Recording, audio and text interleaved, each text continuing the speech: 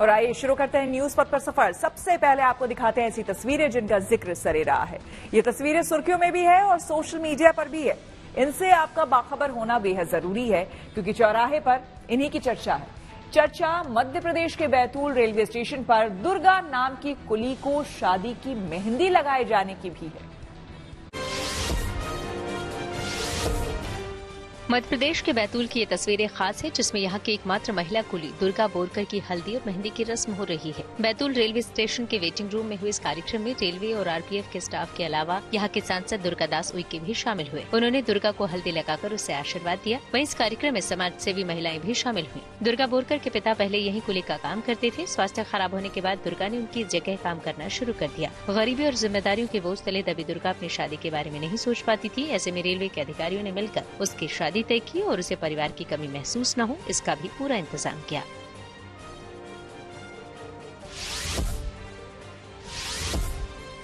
छत्तीसगढ़ के सुकमा में 10वीं 12वीं परीक्षा के लिए प्रश्न पत्र हेलीकॉप्टर से भेजे गए। दरअसल सुकमा एक नक्सल प्रभावित जिला है। यहाँ कई ऐसे इलाके हैं जहाँ तक जाने के लिए सड़कें नहीं है। ऐसे में यहाँ 10वीं 12वीं की परीक्षा कराना एक बड़ी चुनौती है। यहाँ करीब 16 परीक्षा केंद्रों पर इसी तरह हेलीकॉप्टर से प्रश्न पत्र पहुँचाए जाते हैं। भारत दौरे पर आए माइक्रोसॉफ्ट के को फाउंडर बिल गेट्स का एक वीडियो खूब सुर्खियां बटोर रहा है जिसमें वो सोशल मीडिया पर फेमस डॉली चाय वाला के टी स्टॉल पर चाय पीते नजर आ रहे हैं। वीडियो की शुरुआत में बिल गेट्स कहते हैं 1 चाय प्लीज और इसके बाद डॉली चाय वाला के चाय बनाने का पूरा प्रोसेस दिखता है। इस दौरान बिल गेट्स उससे बातें भी करते हैं। 1 चाय प्लीज। उनकी टीम थी और टीम ने मेरे को बुलाए थे और मेरे को बोले डॉली आपका कुछ वहाँ पे जो चाय का है वहाँ पे आपको दिखाना पड़ेगा। बोले तो ठीक है बोला मैं आता बोला। तो फिर मेरे को उनकी टीम की तरफ से जाना पड़ा और फिर मैं हैदराबाद गया तो मेरे को बिल्कुल ही नहीं मालूम था कि उसमें से जो आप लोग अगले दिन पता चला मेरे को ये पूरा। किसी की आर्थिक मदद करनी हो तो पैसा जरूरी है, लेकिन पैसा आपके पास ना हो तब भी आप किसी की मदद कर सकते हैं। बस सोच और जज्बा होना चाहिए, जैसा जज्बा सूरत की महिलाओं ने दिखाया है। ये महिलाएं शादियों में जाकर गाना गाती हैं सिर्फ इसलिए कि उससे किसी की मदद हो सके। शादियों में या किसी खास मौके पर गीत गाने पर उससे जो पैसे जमा होते हैं उन्हें ये महिलाएं गरीबों, बुजुर्गों और बेसहारों की मदद में इस्तेमाल करती हैं।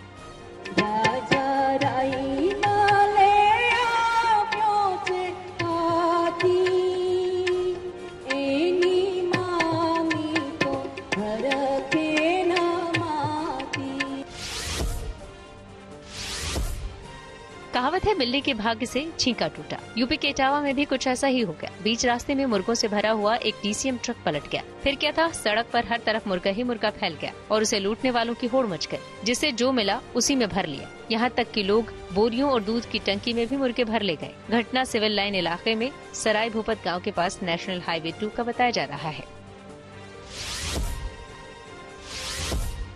राजस्थान के मेवाड़ में विदेशी महिलाएं सीख रही हैं यहाँ के लोक नृत्य। राजस्थानी वेशभूषा में लोकगीत पर थिरक रही ये विदेशी महिलाएं अमेरिका से आई हैं और ये सिर पर लोहे का घड़ा रखकर यहाँ की स्थानीय महिलाओं से चर्या नृत्य करना सीख रही हैं। अपने स्टूडेंट्स के साथ मेवाड़ आई कैटरीना बताती हैं कि उन्होंने सालों पहले एक डॉक्यूमेंट्री में राजस्थानी लोक नृत्य कालबेलिया देखा था तो हैरान रह गई थी। कैटरीना अमेरिका में डांस क्लास चलाती हैं और वहाँ वो करीब 100 लोगों को राजस्थानी फोक डांस सिखा चुकी हैं।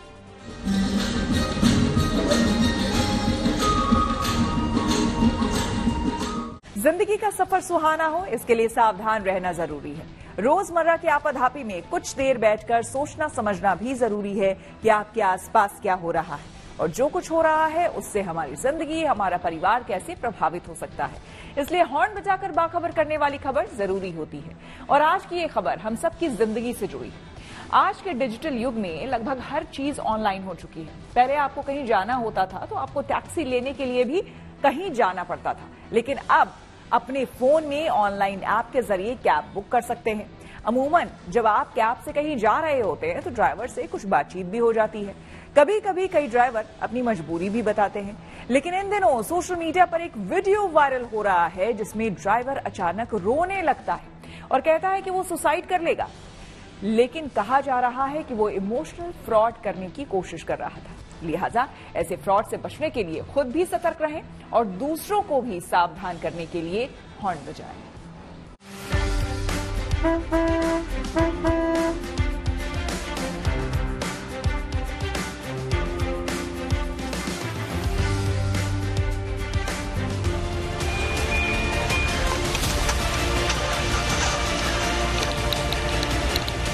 मैं तो सुसाइड करने वाला हूँ। नहीं भैया, आप सुसाइड का देखिए, आप मत सोच।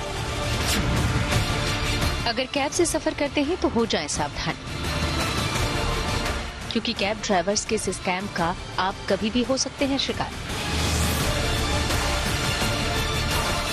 कई लोग अब शहर में ऑफिस, बाजार या कहीं भी आने जाने के लिए कैब सर्विस पर पूरी तरह निर्भर हो गए हैं।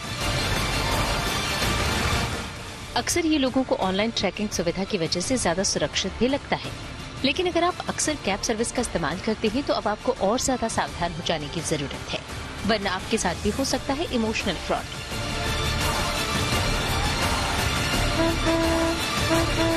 हुआ क्या गाइस, मैं बैंड्रा में रहती हूँ, वहाँ से ना मैंने एक कैब मंगाई थी। सो मैं कैब में बस बैठने ही जा रही थी। जब मैं बैठी, अचानक से cab driver started crying a lot, बहुत रोने लगे। मुझे ये चीज बताने लगे कि उनके पापा बस अभी गुजर गए। तो मैं बहुत शॉक हो गई कि भैया आप ठीक तो हो, पर फिर मुझे ये चीज भी बताया कि अभी 1 घंटा पहले उनका वॉलेट भी चोरी हो गया। अब उनके पास कोई भी पैसे नहीं है गाँव जाने के लिए।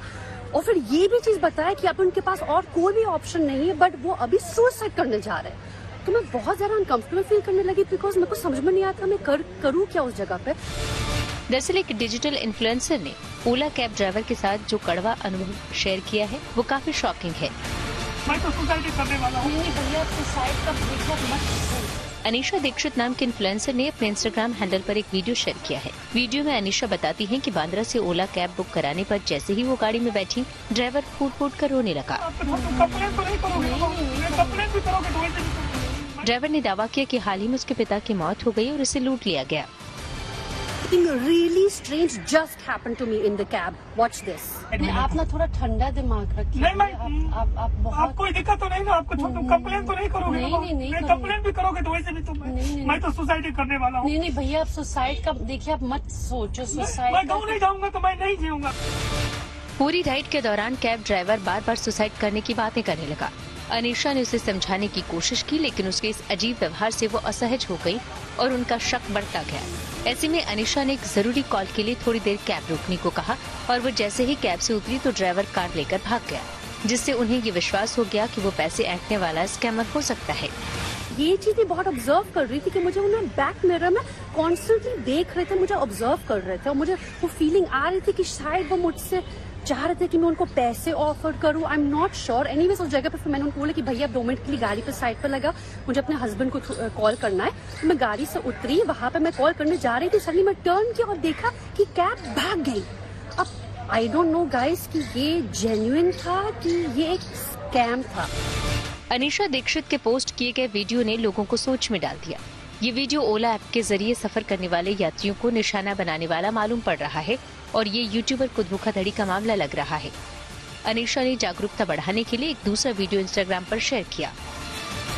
ऐसा और कितने ड्राइवर्स होंगे जो कभी भी they are not taking actions against them. So I am questioning the safety in Ola cabs right now. And the second thing I want to highlight is कि कल की वीडियो में बहुत सारे लोगों ने ये कमेंट किया कि ये जो स्कैम है स्पेसिफिकली इन्फ्लुएंसर्स को हो रहा है। भाई ऐसा नहीं है, ये स्कैम बहुत सारे लोगों के साथ हो रहा है ऑल ओवर इंडिया। जाओ जाके कमेंट सेक्शन पढ़ो। फर्क ये है कि हम इन्फ्लुएंसर्स है, हमारी फॉलोइंग है, हम वीडियो डाल देते, ये चीज हाईलाइट हो जाती है। उन सारे लोगों के पास शायद फॉलोइंग नहीं होगी तो ये चीज हाईलाइट नहीं हो पाती। सिंपल।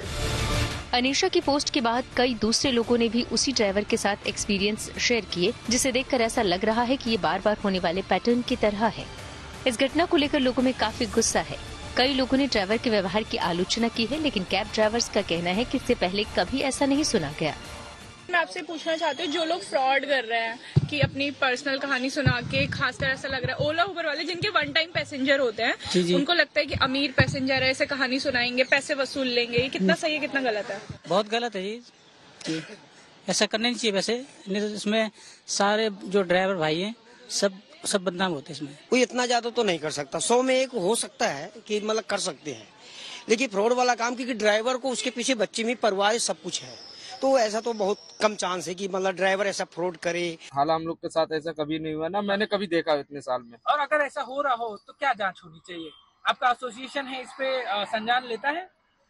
ऐसा तो अपने को नहीं लग रहा है ऐसा कोई ड्राइवर करेगा, ऐसी उम्मीद नहीं है अपने। ठीक है, पैसेंजर के साथ तो नहीं करेगा। वहीं कई इन्फ्लुएंसर्स और कंटेंट क्रिएटर्स ने भी इसी तरह के एक्सपीरियंस की जानकारी दी। वीडियो वायरल होने के बाद अनीशा को ओला कंपनी से फोन आया।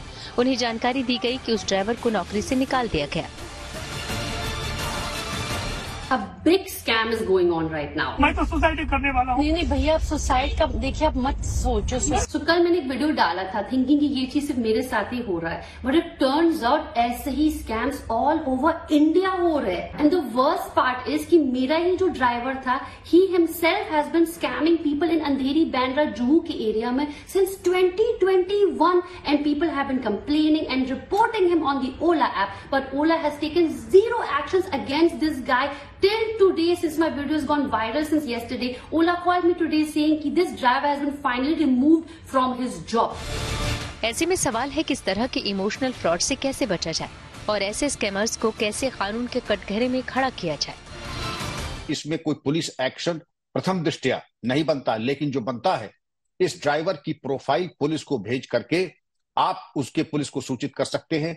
ये ड्राइवर महिलाओं से अनाधिकार चेष्टा करता है, इमोशनली उनको ब्लैकमेल करके उनसे धन वसूलने की कोशिश करता है।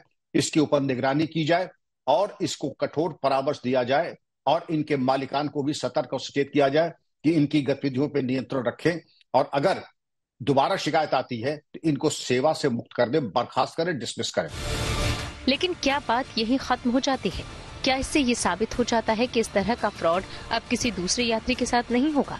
लिहाजा ऐसे इमोशनल फ्रॉड से बचने के लिए खुद सतर्क हो जाएं और दूसरों को भी सावधान करने के लिए हॉर्न बजाएं।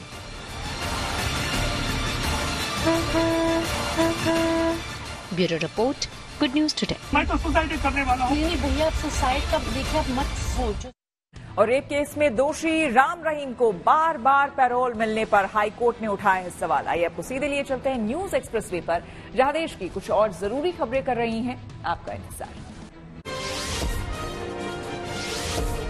पीएम सूर्य घर मुफ्त बिजली योजना को कैबिनेट की मंजूरी मिल गई। केंद्रीय मंत्री अनुराग ठाकुर ने इसकी जानकारी दी। उन्होंने बताया कि इससे 1 करोड़ घरों को 300 यूनिट बिजली मुफ्त मिलेगी। इसके अलावा इससे सालाना 15,000 रूपए की आमदनी भी होगी। इस योजना के तहत सरकार 2 किलोवाट तक के सोलर प्लांट के लिए 60% सब्सिडी देगी। हर परिवार को सोलर प्लांट लगाने के लिए करीब 78,000 रूपए सब्सिडी के तौर पर मिलेगा। पीएम मोदी ने मध्य प्रदेश को करीब 17,000 करोड़ की विकास परियोजनाओं की सौगात दी। विकसित भारत विकसित मध्य प्रदेश कार्यक्रम में वीडियो कॉन्फ्रेंसिंग से जुड़े पीएम मोदी ने इन परियोजनाओं का लोकार्पण और शिलान्यास किया। इस कार्यक्रम में उन्होंने उज्जैन में दुनिया की पहली वैदिक घड़ी का भी उद्घाटन किया। ये घड़ी समय के साथ साथ पंचांग और मुहूर्त भी बताएगी। इस मौके पर पीएम मोदी ने मध्य प्रदेश की जनता को संबोधित भी किया। हिमाचल प्रदेश में मचे सियासी उथल पुथल के बीच कांग्रेस ने साफ किया है कि सुखविंदर सिंह सुक्खू वहां के मुख्यमंत्री बने रहेंगे। कांग्रेस नेता डीके शिव कुमार ने कहा कि राज्य में एक कोऑर्डिनेशन कमेटी बना दी गई है जो सरकार और पार्टी के बीच कोऑर्डिनेशन का काम करेगी।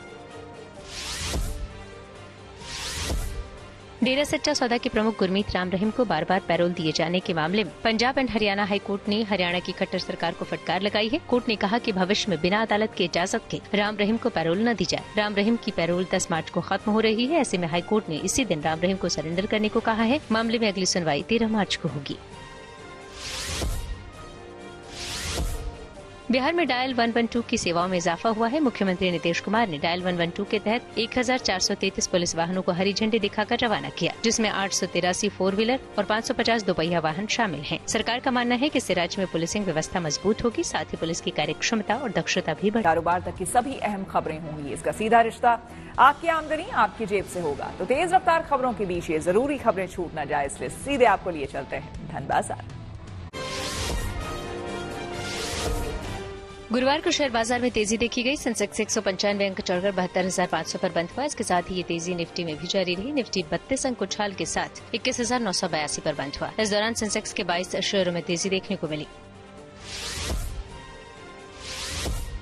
दिल्ली सराफा बाजार में सोने चांदी के दामों में उछाल देखा गया। सोना 70 रूपये महंगा हो गया और अब दिल्ली में 10 ग्राम सोने की कीमत 65,970 रूपये हो गई। इसके साथ ही चांदी भी 200 रूपये महंगी हो गई। दिल्ली में अब 1 किलो चांदी की कीमत 74,100 रूपये हो गई है। वित्त वर्ष 2023-24 की अक्टूबर-दिसंबर तिमाही को लेकर नेशनल स्टैटिस्टिकल ऑफिस यानी एनएसओ ने आंकड़े जारी कर दिए हैं, जिसमें बताया गया है कि तीसरी तिमाही में जीडीपी ग्रोथ बढ़कर 8.4% पर पहुंच गई है। मैन्युफैक्चरिंग और माइनिंग सेक्टर के बेहतर परफॉर्मेंस से जीडीपी में ग्रोथ हुई है, जबकि 2022-23 की तीसरी तिमाही में जीडीपी महज 4.5% पर थी।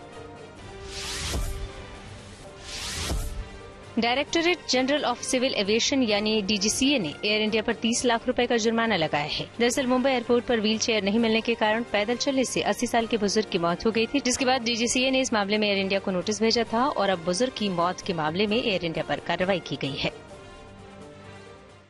आइए रुक करते हैं प्रगति मार्ग का, जहां ऐसी खबरें हैं जो कि देश की तरक्की, प्रगति और लोगों की काबिलियत दिखाती है। प्रगति मार्ग में आज बात विंग कमांडर शुभांशु शुक्ला की, जिन्हें गगनयान मिशन के लिए 49 एस्ट्रोनॉट्स में शामिल किया गया है, जो देश के पहले ह्यूमन स्पेस फ्लाइट मिशन पर जाएंगे। प्रधानमंत्री मोदी ने मंगलवार को जिन 4 एस्ट्रोनॉट्स को एस्ट्रोनॉट्स विंग्स पहनाए, उनमें शुभांशु शुक्ला भी थे। ये खास पल उनके परिजनों के लिए और उनके शिक्षकों के लिए बेहद खास था। जब प्रधानमंत्री से उसको विंग्स मिले हैं, वो एक अलग ही मूवमेंट था।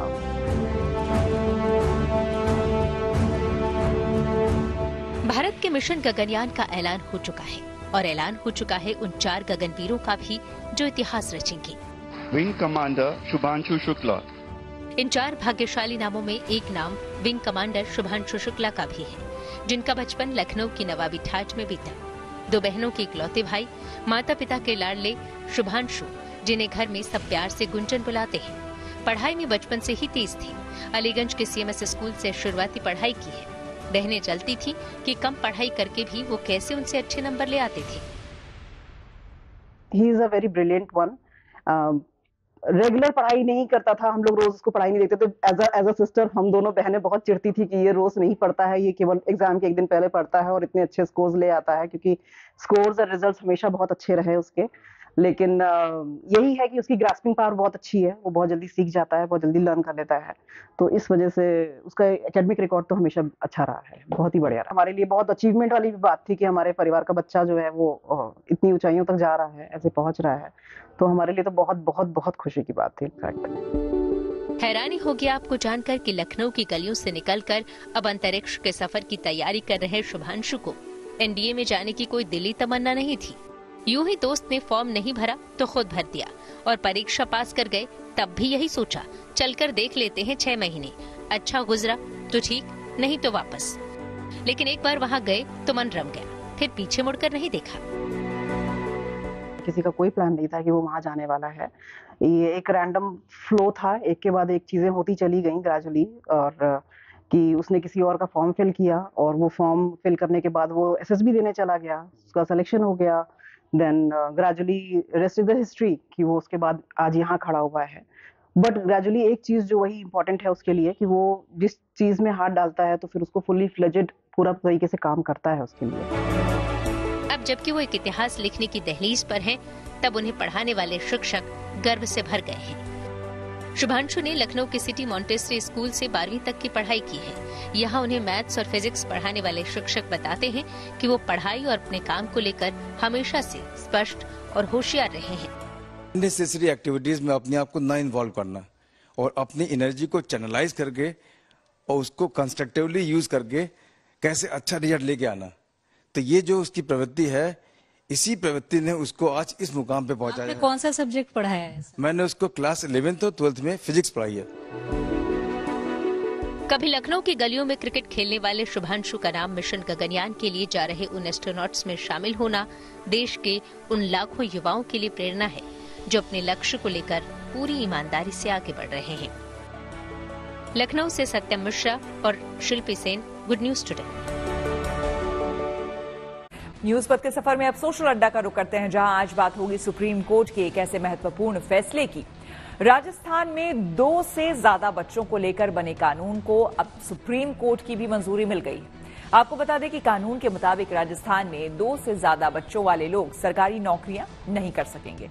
राजस्थान सरकार के 1989 में बने इस कानून को अब सुप्रीम कोर्ट की मंजूरी मिल गई है। सुप्रीम कोर्ट ने रामजी लाल जाट नाम के एक पूर्व सैनिक की हाईकोर्ट के फैसले के खिलाफ याचिका को खारिज कर दिया है। सुप्रीम कोर्ट ने याचिका खारिज कर राजस्थान हाईकोर्ट के 12 अक्टूबर 2022 के फैसले को बरकरार रखा है। सुप्रीम कोर्ट की 3 जजों की बेंच ने अपने आदेश में कहा कि राजस्थान सरकार का कानून नीति के दायरे में आता है और इसमें हस्तक्षेप की कोई जरूरत नहीं है। सुप्रीम कोर्ट की बेंच ने कहा कि ऐसा प्रावधान पंचायत चुनाव लड़ने की योग्यता के तौर पर भी पेश किया गया था, जिसे बरकरार रखा गया। 21 साल पहले सुप्रीम कोर्ट ने कहा था कि जो नियम 2 से ज्यादा जीवित बच्चे होने पर उम्मीदवारों को अयोग्य घोषित करता है वो गैर भेदभावपूर्ण है और संविधान का उल्लंघन नहीं करता, क्योंकि इस प्रावधान का उद्देश्य परिवार नियोजन को बढ़ावा देना है। 2017 में रिटायर हुए पूर्व सैनिक रामजी लाल जाट ने 2018 में राजस्थान पुलिस में कांस्टेबल के रूप में शामिल होने की मांग की थी, लेकिन रामजी लाल के आवेदन को राजस्थान पुलिस अधीनस्थ सेवा नियम 1989 के नियम 24(4) का हवाला देते हुए खारिज कर दिया था। इस नियम के तहत 1 जून 2002 के बाद पैदा हुए 2 से अधिक बच्चे वाले व्यक्ति को नौकरी नहीं दी जा सकती।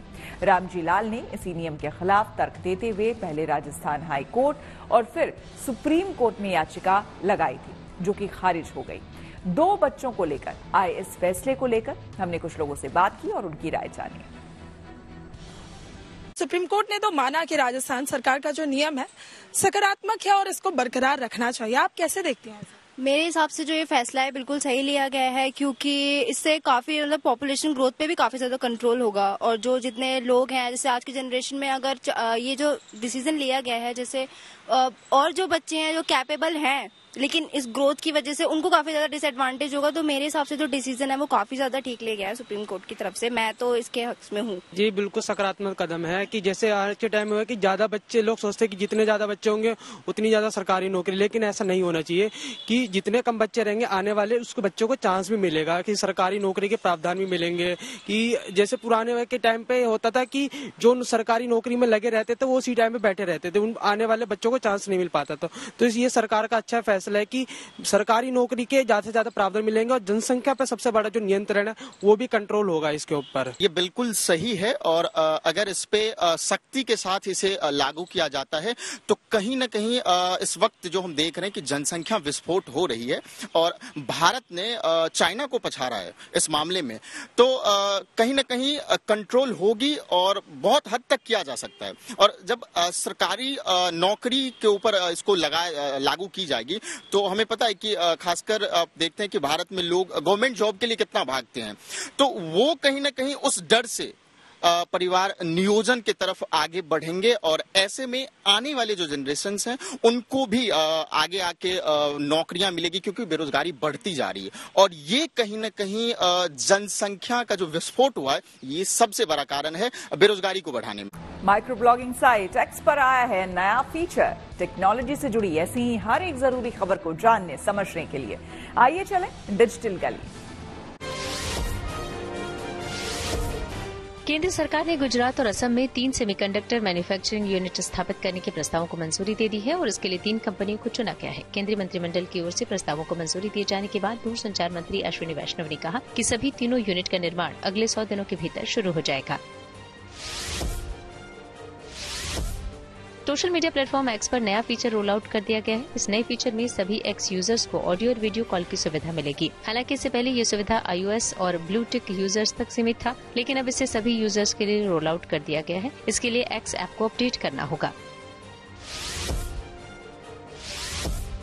डिज्नी प्लस, हॉटस्टार और रिलायंस ग्रुप के बीच अहम समझौता हुआ है। दोनों कंपनियों ने बयान जारी कर कहा कि नई पार्टनरशिप में star TV network, Hotstar, sports 18 और जियो सिनेमा पर मौजूद कंटेंट को एक साथ लेकर आएंगे। यानी कि दोनों कंपनियों के अलग अलग प्लेटफॉर्म पर मौजूद कंटेंट को अब दर्शक एक ही जगह देख पाएंगे। हालांकि अभी तक कंपनियों ने आने वाले प्लेटफॉर्म के नाम की जानकारी नहीं दी है।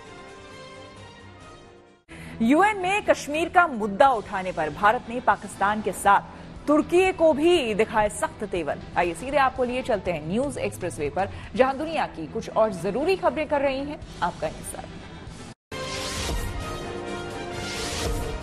संयुक्त राष्ट्र संघ में भारत ने पाकिस्तान और तुर्की को फटकार लगाई है। दरअसल यूएन में पाकिस्तान ने कश्मीर का मुद्दा उठाया था, जिसका तुर्की ने समर्थन किया था, जिस पर भारत की प्रतिनिधि अनुपमा सिंह ने दोनों देशों को खरी खोटी सुनाई और कहा कि कश्मीर भारत का आंतरिक मामला है। इतना ही नहीं, अनुपमा सिंह ने पाकिस्तान को आईना दिखाते हुए कहा कि जिस देश में मानवाधिकार रिकॉर्ड खराब है और आतंकियों को पनाह दी जाती है, उन्हें भारत के बारे में टिप्पणी का कोई अधिकार नहीं है।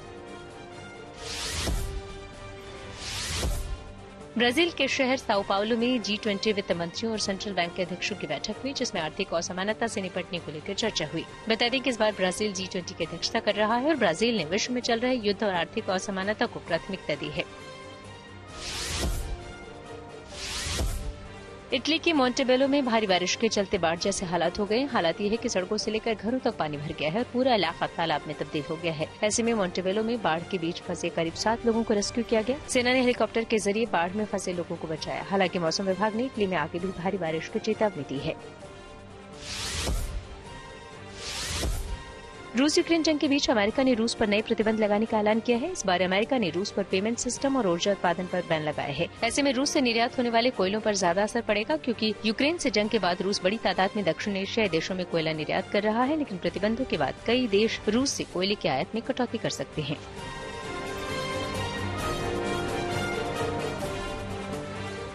पूर्व क्रिकेटर इरफान पठान ने पत्नी के जन्मदिन को गीत गाकर किया सेलिब्रेट। जी हाँ, खेल जगत से जुड़ी और खबरों को जानने के लिए आइए चलें खेल चक्कर। भारत और इंग्लैंड के बीच धर्मशाला में खेले जाने वाले 5वें टेस्ट मैच के लिए टीम इंडिया का ऐलान कर दिया गया है। 7 मार्च से धर्मशाला में खेले जाने वाले टेस्ट में तेज गेंदबाज जसप्रीत बुमराह की वापसी हुई है, लेकिन केएल राहुल अनफिट होने की वजह से 5वां टेस्ट मैच भी नहीं खेल पाएंगे। जबकि सिलेक्टर्स ने वॉशिंगटन सुंदर को रणजी ट्रॉफी का सेमीफाइनल खेलने के लिए नेशनल टीम से रिलीज कर दिया है। भारतीय टीम के पूर्व ऑलराउंडर इरफान पठान ने खास अंदाज में अपनी पत्नी का बर्थडे सेलिब्रेट किया। उन्होंने अपनी पत्नी के जन्मदिन पर गाना गाया, जिसके बाद सोशल मीडिया पर फैंस इरफान के सिंगिंग की तारीफें कर रहे हैं।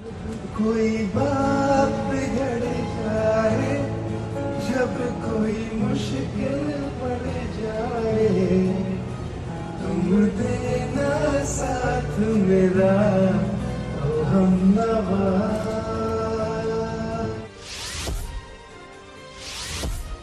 भारतीय कुश्ती संघ ने पेरिस ओलंपिक के लिए ट्रायल की तारीखों का ऐलान कर दिया है। हालांकि इस ट्रायल का पहलवानों ने बहिष्कार किया है। बजरंग पुनिया ने कहा कि वे भारतीय कुश्ती महासंघ की ओर से आयोजित राष्ट्रीय ट्रायल में तब तक हिस्सा नहीं लेंगे जब तक सरकार इस मामले में हस्तक्षेप नहीं करती। उनका आरोप है कि खेल मंत्रालय के निलंबन के बावजूद भी WFI ट्रायल आयोजित कर रहा है। स्टार फुटबॉलर क्रिस्टियानो रोनाल्डो पर आपत्तिजनक इशारे के लिए एक मैच का बैन लगा दिया गया है। उन पर आरोप है कि उन्होंने सऊदी प्रो लीग मैच में अल शबाब के समर्थकों को आपत्तिजनक इशारे किए थे, जिसके बाद सऊदी अरब फुटबॉल महासंघ ने रोनाल्डो के सस्पेंशन का ऐलान किया। इसके साथ ही रोनाल्डो को भारी भरकम जुर्माना भी महासंघ को देनी होगी। तो इसी के साथ न्यूज पथ में मेरे यानी कि श्वेता झा के साथ फिलहाल इतना ही। देश दुनिया की तमाम पॉजिटिव खबरों के लिए आप देखते रहिए गुड न्यूज टुडे।